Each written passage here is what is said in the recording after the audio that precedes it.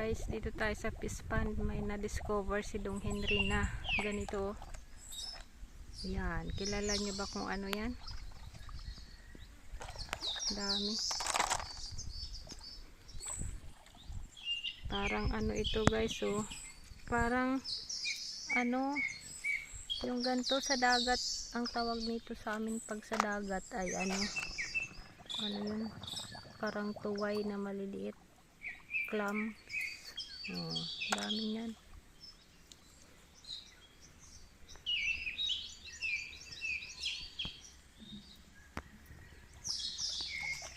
Kinakapa mo lang?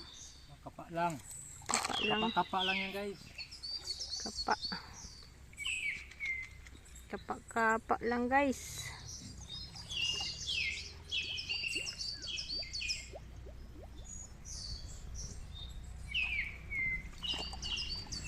Sarap ito, lagyan ng ano. Pangpagatas daw yan. Dami na guys, oh.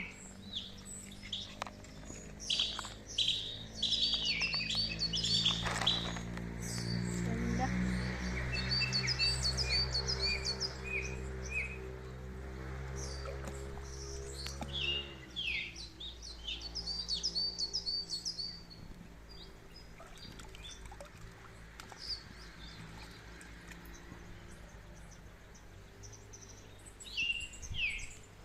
Net.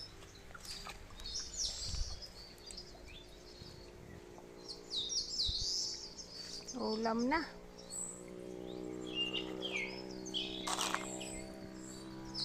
Diyan sa kabila siguro pa marami pa din dyan. Kasing lalim din yan ito. Yan, oh. Yan sa kabila.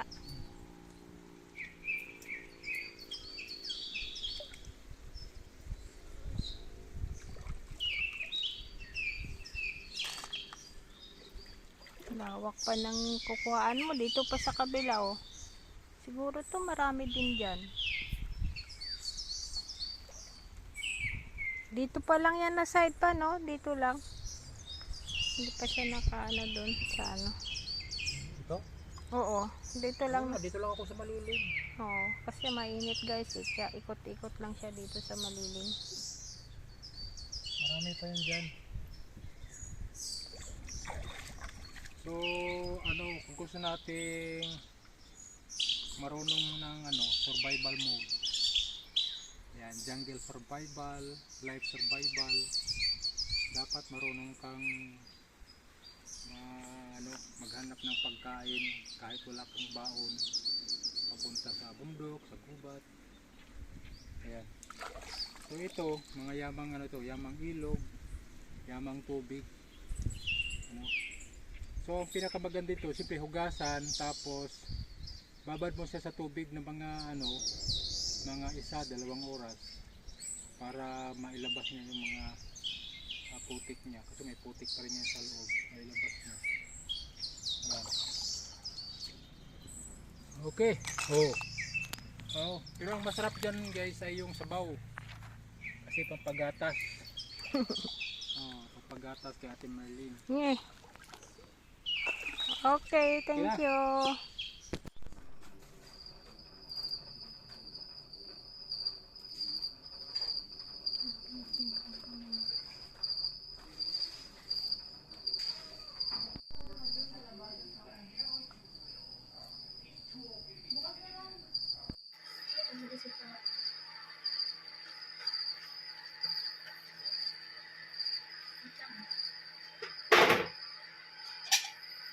Dapat pala pag ganito ang video pa, oh.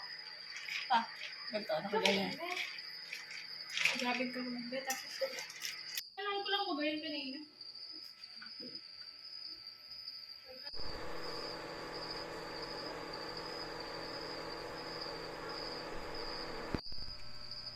Kain tayo guys. Tapos black rice. Black. Pero hindi black. Parang brown lang.